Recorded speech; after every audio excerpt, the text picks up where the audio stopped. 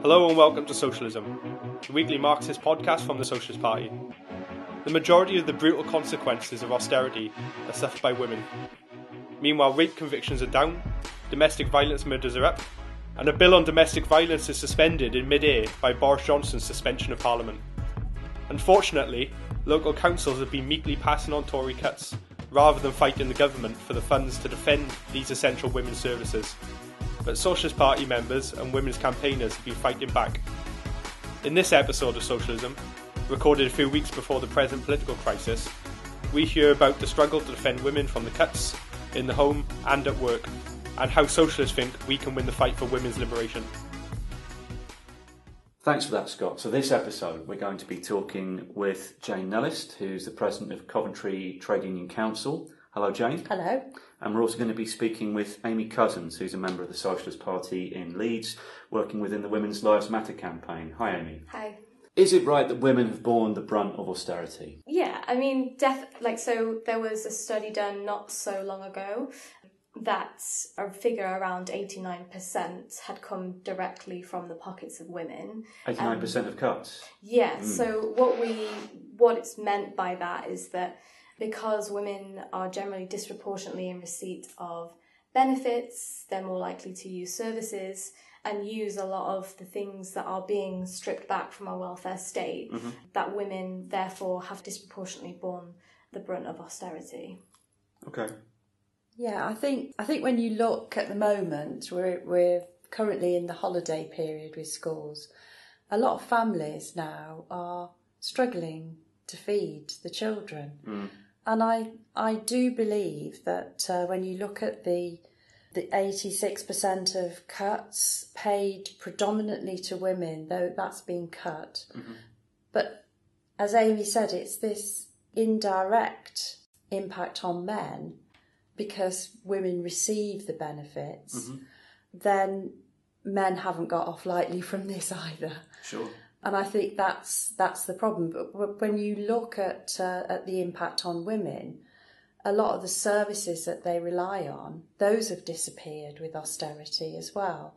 So, cuts to the NHS, cuts to, the childcare issues, but also their jobs.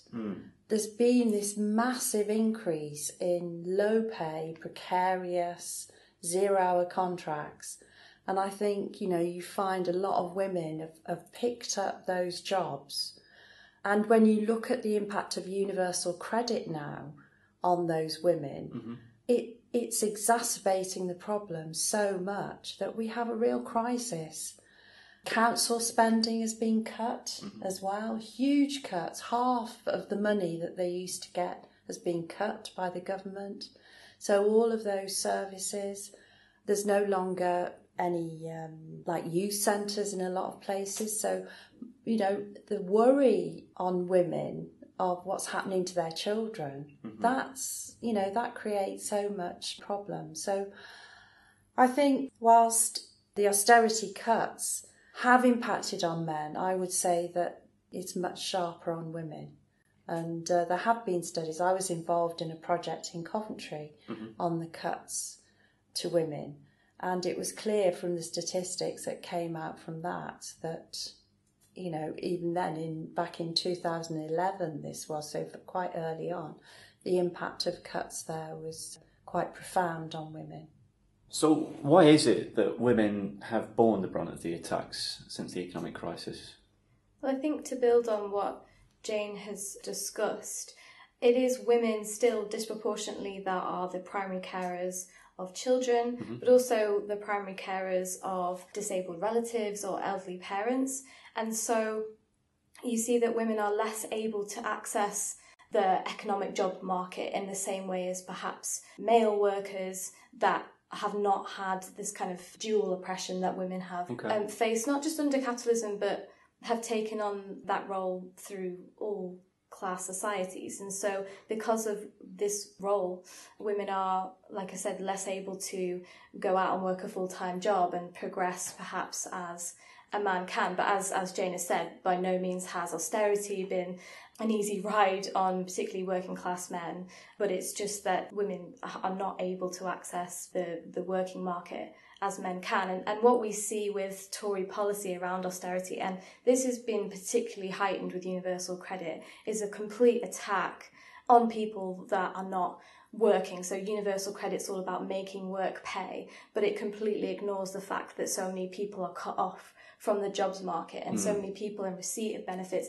need to be legitimately, the vast majority of people on benefits are people that are receiving them because they can't access the jobs market, and they can't work full time, or they haven't been able to get into the jobs that actually pay enough to survive.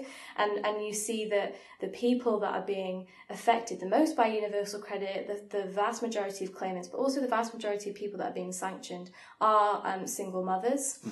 And universal credit is not like a new attack. The benefit system was not perfect before universal credit, but it continues to trap particularly mothers. So one of the clauses for the working conditionality is that once your child hits the age of 2, you are expected to be looking for full-time work.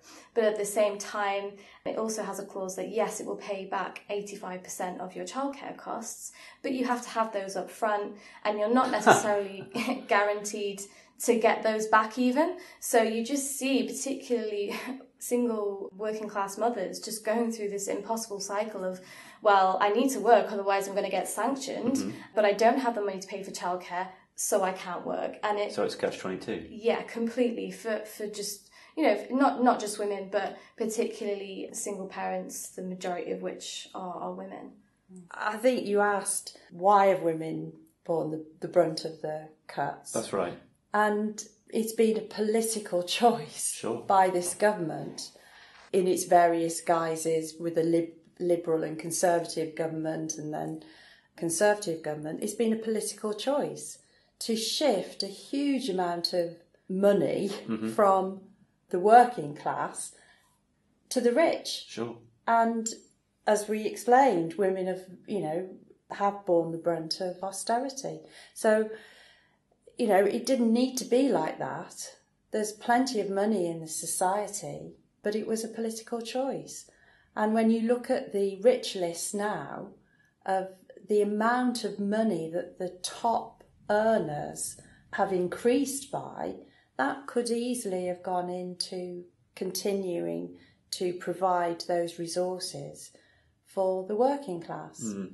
So, it's the Tories up to their dirty work again in terms of cutting rather than spending.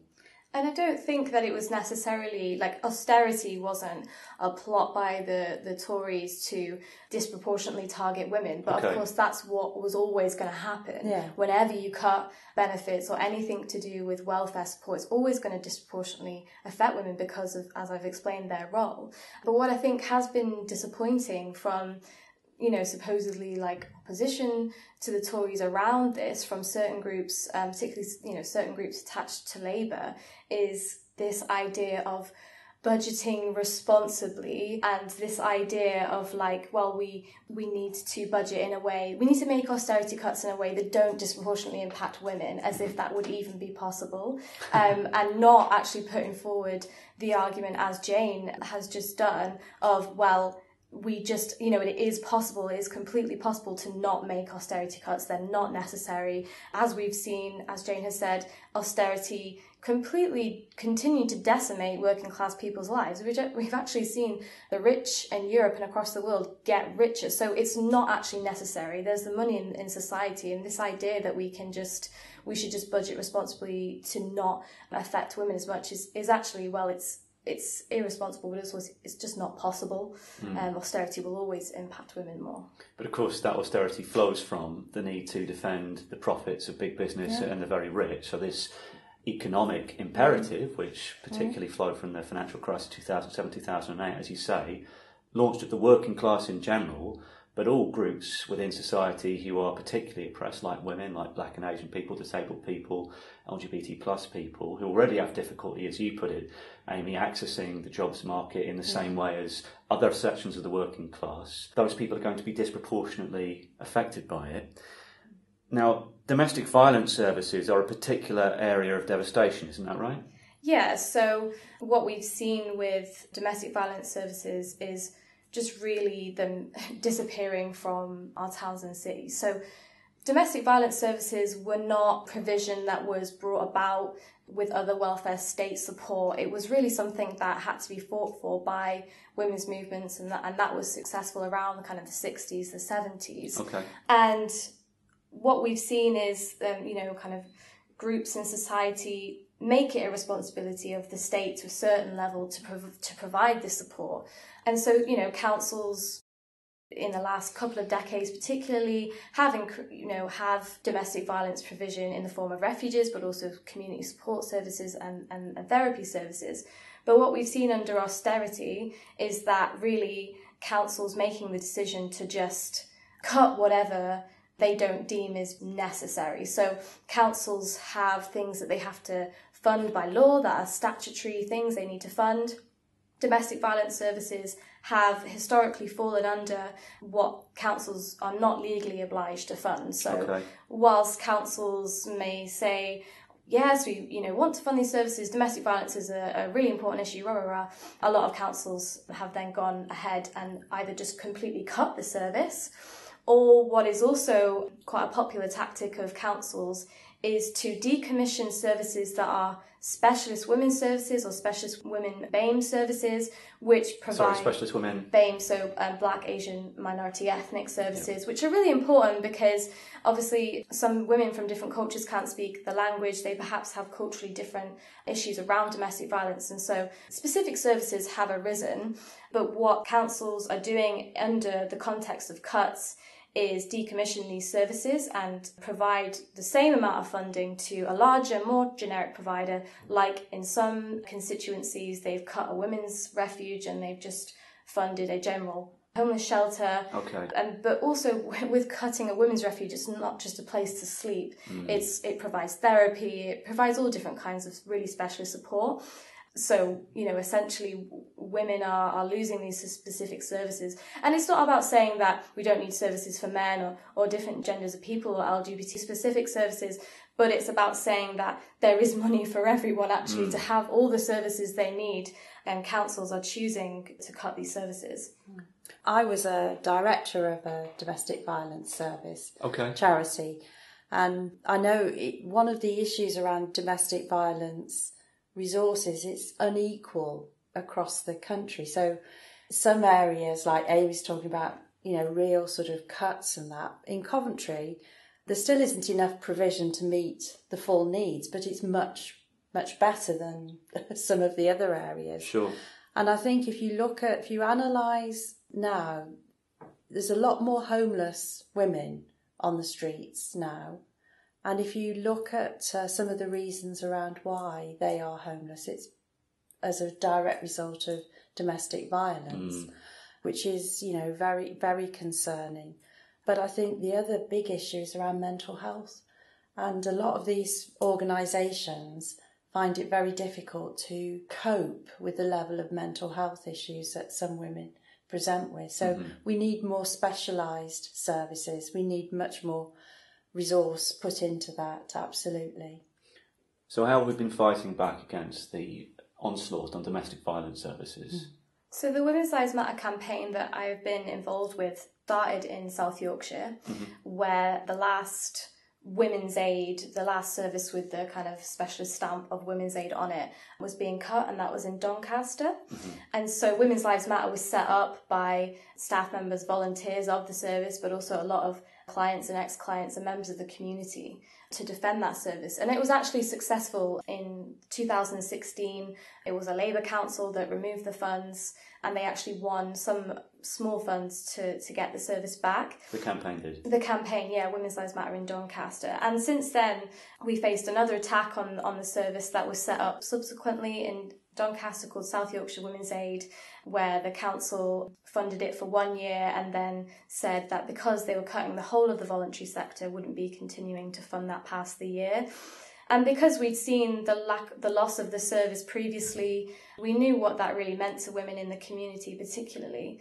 And so we've we were a part of the campaign to save South Yorkshire Women's Aid, but also what we really tried to do, and we're trying to do within the Women's Lives Matter campaign, is to take it from the single issue of just a cut to one service, because what it's actually about, these attacks, is whilst it might be happening to a service in a particular council area, this is happening countrywide, it's happening across the UK, and it's because of austerity.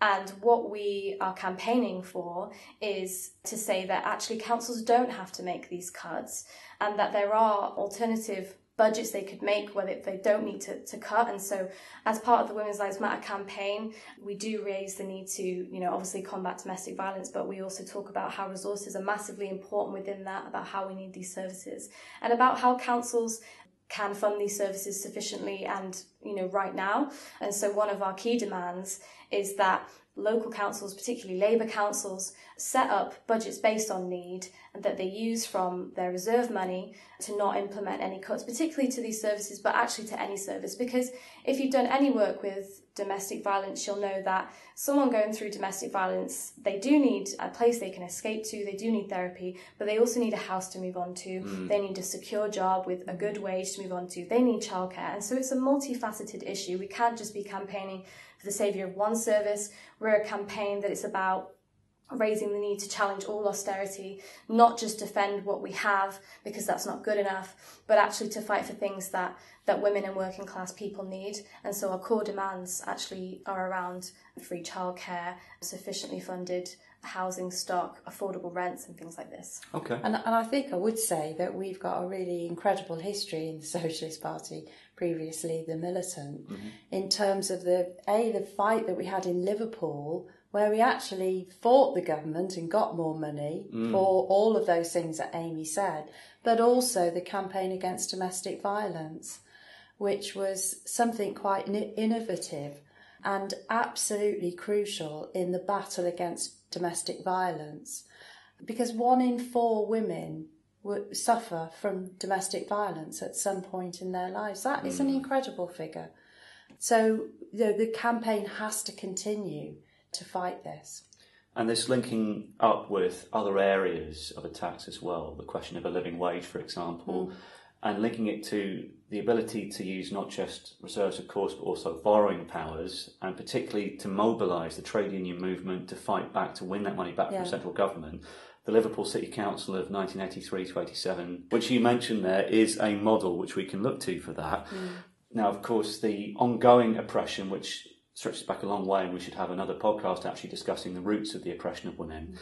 But the ongoing oppression of women in the domestic sphere is only one angle which has been exacerbated in the period of austerity. Another is the workplace, the attacks on women in the workplace. Isn't that right? It is, yes. But I think what we ought to say is there have been some magnificent struggles. The Glasgow women's strike on equal pay, that's been incredible. So that was 8,000 women, wasn't it? Yeah. Joined by male bin workers as well. Yeah, and I think what we're seeing is that women are moving to the fore in terms of fighting against low pay, against exploitation, and that they're being supported by male workers as well when they do take action. And I think the big issue, the big frustration around it all is the role of the TUC. Because I think what we need desperately now is to coordinate this and to ensure that, more workers join in those battles. Because what's been shown by the disputes, the home care workers in Birmingham, another great example, again, with the bin workers in Birmingham supported, is that if you stand up and fight, you've got a good chance of winning. If you don't, you won't win. And what we're seeing in terms of some of the victories that we have across the trade union movement is that where workers get the support, and especially the women workers, where they get wider support, they can win. So the Trade Union Congress, which is the official leadership of all the trade unions in this country, unfortunately, as is its tradition, has not generalised out these magnificent, heroic struggles of workers, particularly of women workers, against attacks on pay, on terms and conditions in the workplace. What can trade unionists do to push this fight forward? What kind of demands, what kind of struggle needs to happen? Well, I think if we look at the National Shop Stewards Network and what that stands for, that is a bottom-up approach, linking these strikes. Sign up to the bulletin, get the bulletin, because you'll learn about all those struggles that are taking place. We need to make sure that we send solidarity to those disputes. Financial solidarity as well is most important. And at the TUC later on September the 8th, we've got a lobby of the TUC, which is very important. That's an opportunity where we can put some pressure on the TUC to say, you have it within your power to start to join up these strikes, to show that, you know, where workers do stand up and fight, they can win. And that's most important. I mean, there are so many issues now that workers are fighting on, about pay, about conditions, about contracts. We've now got the ASDA workers that have been presented with a contract which basically cuts their own pay. Yeah, why would 6. anybody want to sign that contract? That's ridiculous. Those workers need to be supported and, you know, to come out on strike if necessary. A lot of disputes never actually reach a strike because the management back down. So, you know, women workers especially need to be in a trade union, and that trade union needs to be fighting to support them. I think it's really important, the message of joining a trade union and the importance of trade unions, particularly for perhaps young women entering the workplace that haven't known a history of trade unions being prominent in social issues. I think trade unionism is back on the rise, but previously they haven't been as predominant.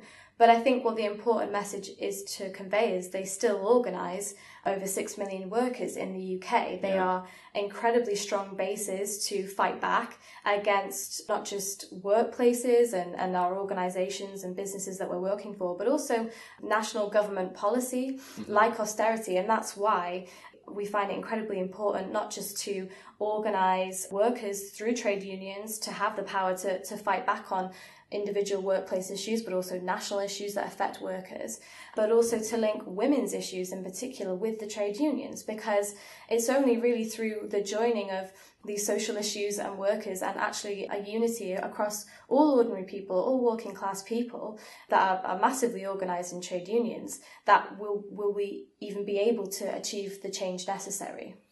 And that kind of political change, which, as you said, Jane, the militant, now the Socialist Party, helped spearhead in the trade unions with the CATV, the Campaign Against Domestic Violence, that can be achieved again. And we have said repeatedly that all it would require would be a significant mobilisation from the trade unions, and this extraordinarily weak government could be pushed out of office, opening up the possibility of an anti-austerity government.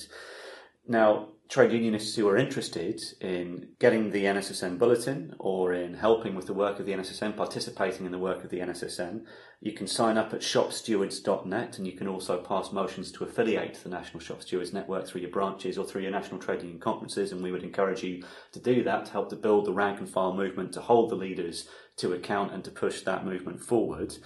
But on this question of political action, Caroline Lucas, the Green MP, recently proposed an explicitly all-female cabinet in response to the Tories' Brexit crisis. Are men the problem? No, absolutely not. Well, I'm pleased to hear you say that. I mean, it's the system that's the problem. I mean, how ridiculous. I couldn't believe that she had the gall to do that. But this is all about keeping Jeremy Corbyn out, isn't it? Yeah. Absolutely. You know, we are seeing these arguments now, aren't we, in terms of a national unity government.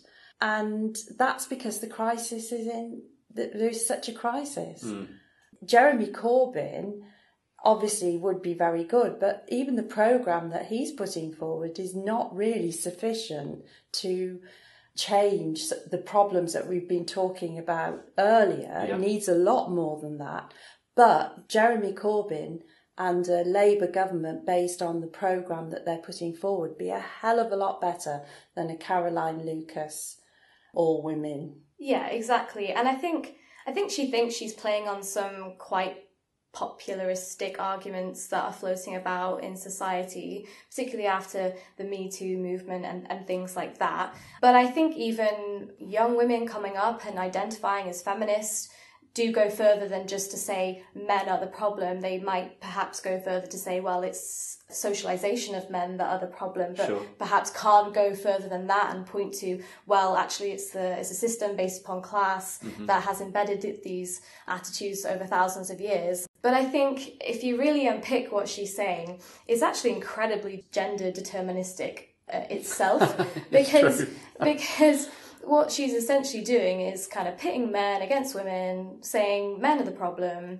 and we need women to solve the problem, or at least in this context we do. And what does that really solve? Okay, so we'll create a society where women are in the leadership, and then what, we'll just oppress men? I mean, it sort of dooms us to this whole cycle of oppression. And I think, you know, as socialists, we're incredibly optimistic that we know that a future of socialism can be achieved where, you know, no one has to suffer oppression based on gender or anything else. And, you know, it's like she'd rather say that all women should be in the cabinet than actually, she'd rather say that than admit the ideas that Jeremy Corbyn's putting forward. You know, I mean, she plays herself as being on the left, but she's really, again, like Jane said, she's shot herself in the foot, because what women need, what working class women need in the UK desperately is an end to austerity and a massive injection of funds into the welfare state. And that would be a real solution for women, rather than having women tokenistically in leadership that are not going to put these things forward. Ironically, the two female leaders that we've had have been Margaret Thatcher and Theresa May. They don't say much for... They've been responsible for, you know, lots of cuts and attacks on women. And it tells us something as well, doesn't it, about the limitations of green politics, that this left-wing, firebrand woman MP, so she's been presented anyway, Caroline Lucas, is perfectly willing to form a government with the most reactionary representatives of capitalism, with the Tories, with the Liberal Democrats, with the Blairite wing of Labour, but she would not conscience having a woman such as Diane Abbott, a left-winger and supporter of Jeremy Corbyn, in her cabinet. But somebody like Laura Pidcock, and, you know, who stood up and spoken very well on some of these issues and that. So, you know, she wouldn't even sort of look at her. I think, you know, to have Jo Swinson as well, when you look at her record, if you look at her voting record on cuts that, as we've talked about, have impacted on women, absolutely atrocious. You know, the role that she played in that Conservative Liberal government, Lib Dem government, was at the start of all these attacks on with austerity, absolutely dreadful. So we can see from some of the descriptions which we've heard in this episode that it's capitalism, it's the profit system which is underneath all of these attacks on women at home, at work, and society at large. How would a socialist society prevent these attacks, though? I don't think what we're saying is that, you know, come the day of socialism, or even in the first couple of years, that we would see a complete abolition of sexism and misogynistic attitudes. But what we are saying is that socialism is the only real basis to begin to achieve that. And that doesn't mean that we don't take up any of the issues that women face in the here and now, because, you know, there are important gains that can be won and need to be won for women in the here and now.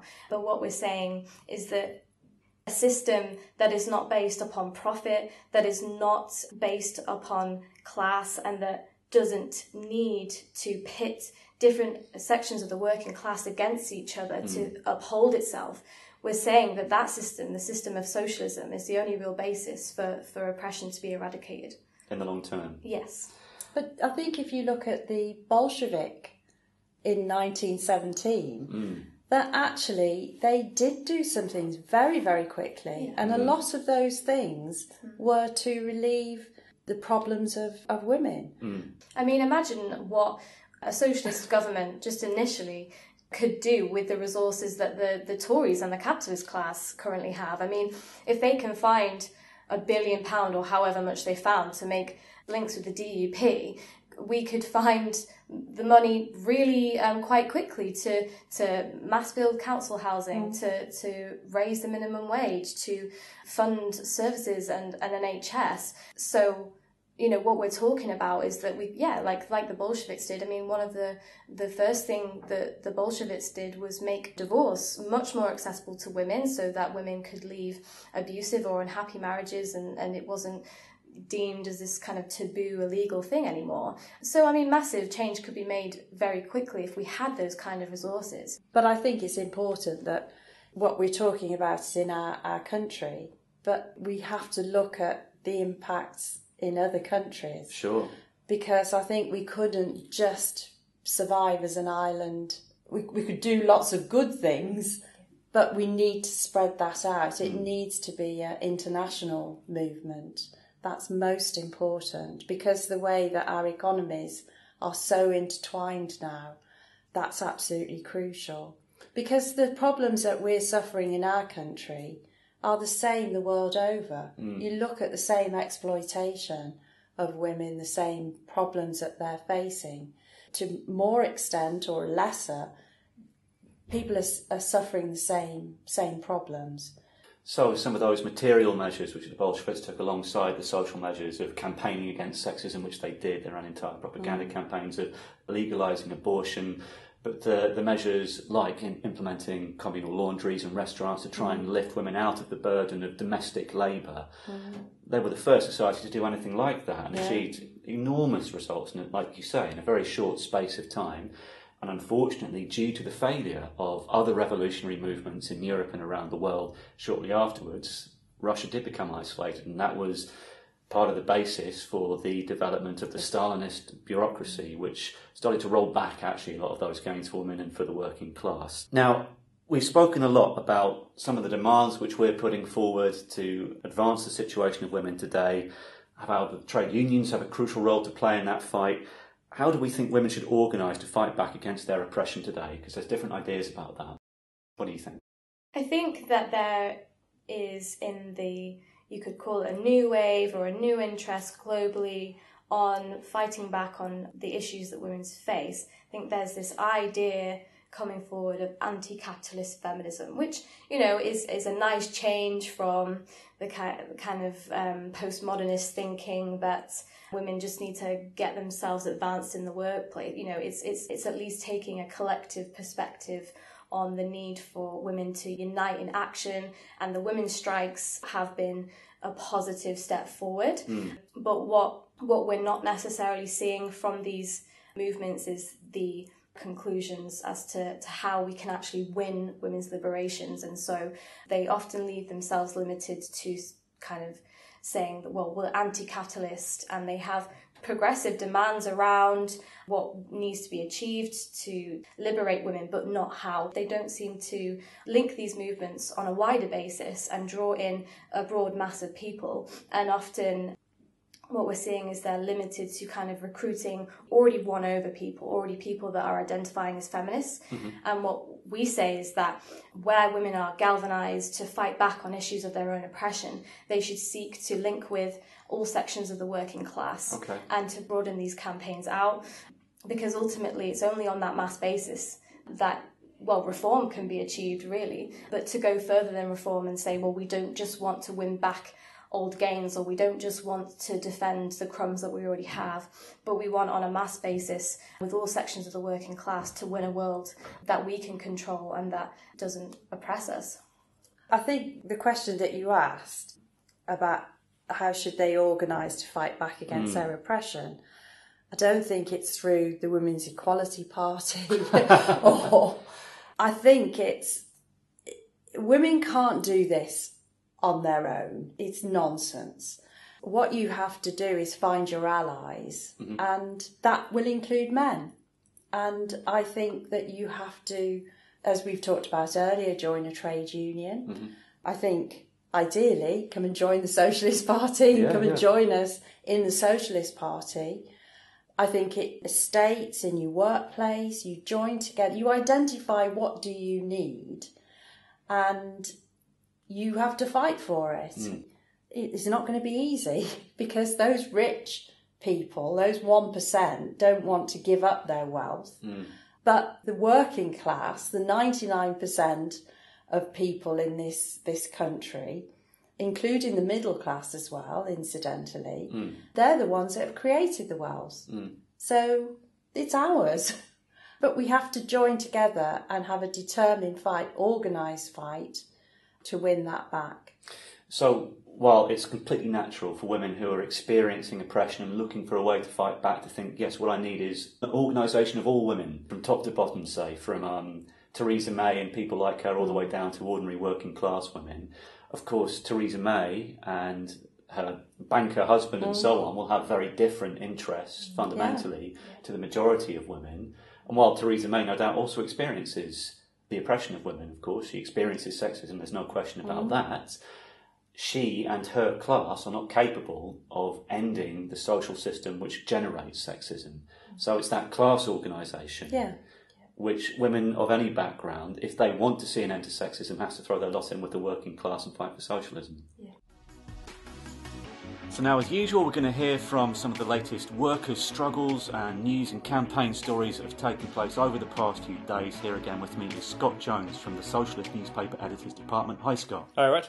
So what's been happening in the world of workers' struggle? Well, our paper this week is ram-packed full of different disputes and articles on what's going on in the workplaces, in the trade unions, including a very important article by Marion Lloyd, a statement by her. She's a Socialist Party member in the Civil Servants Union, PCS, and she's running to be the new General Secretary in that trade union. Okay.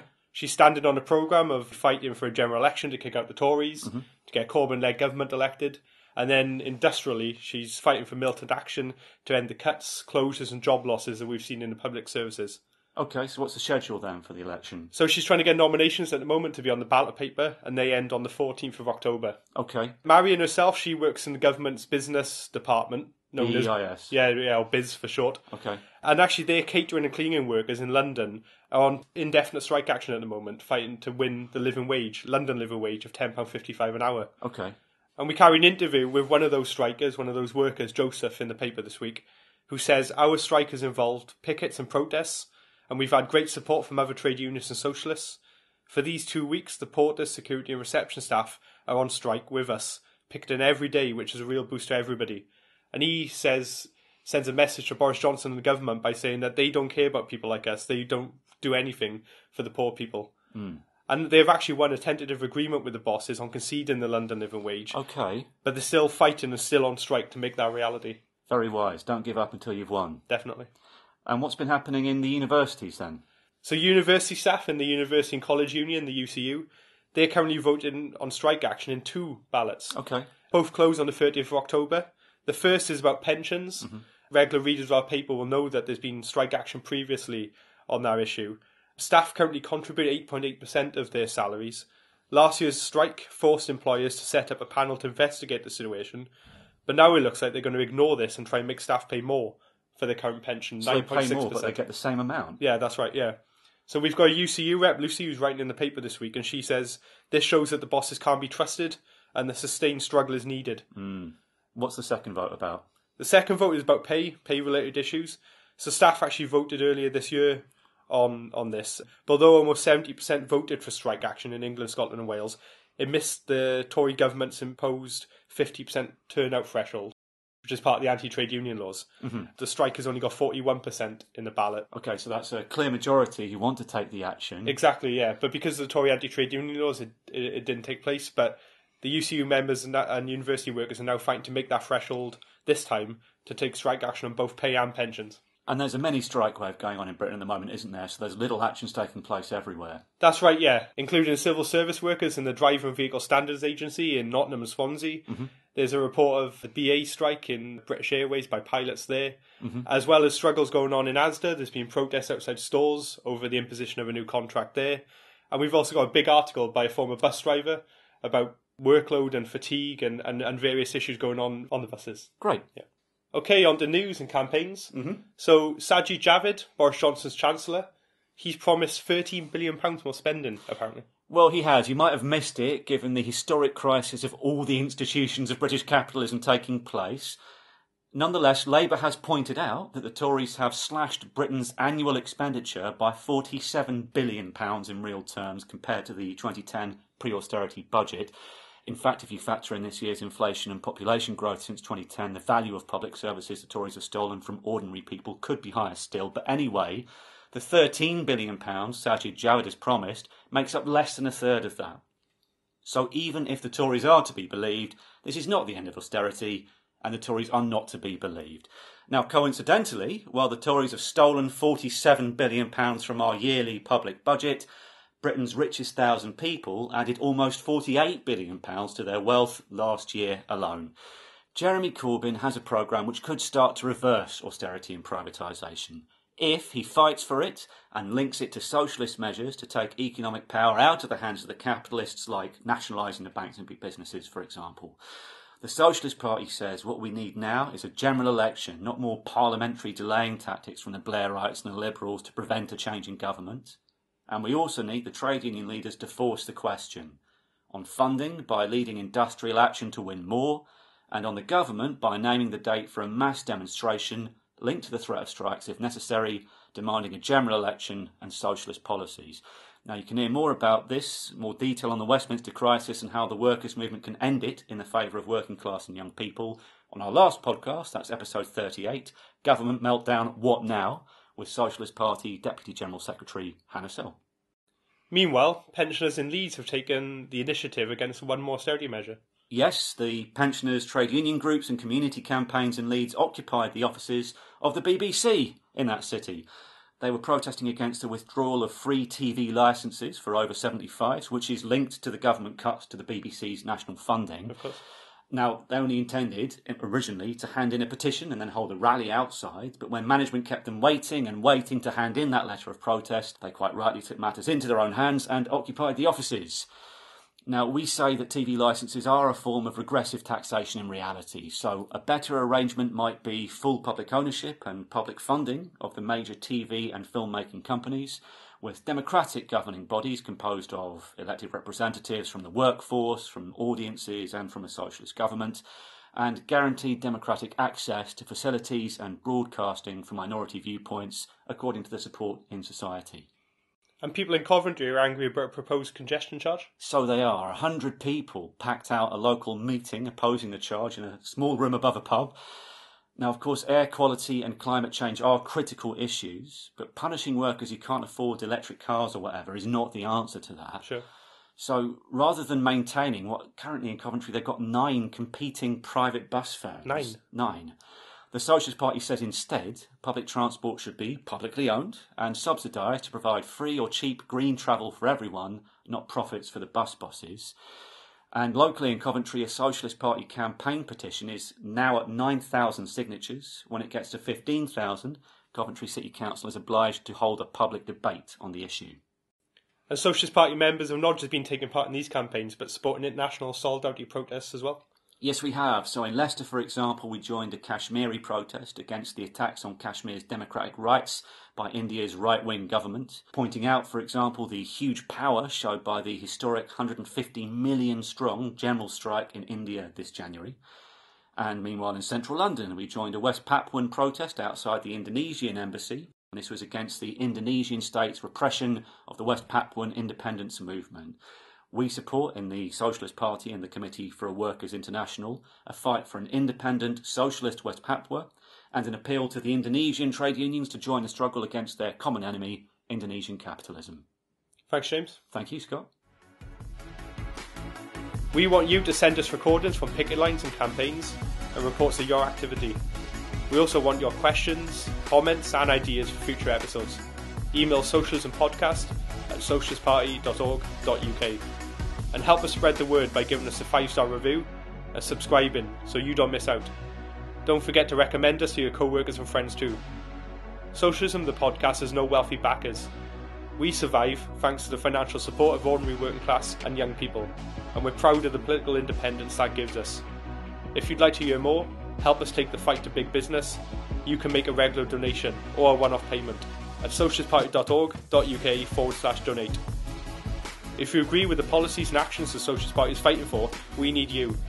Join our fight for a winning strategy in the labour and trade union movement and join the Socialist Party now.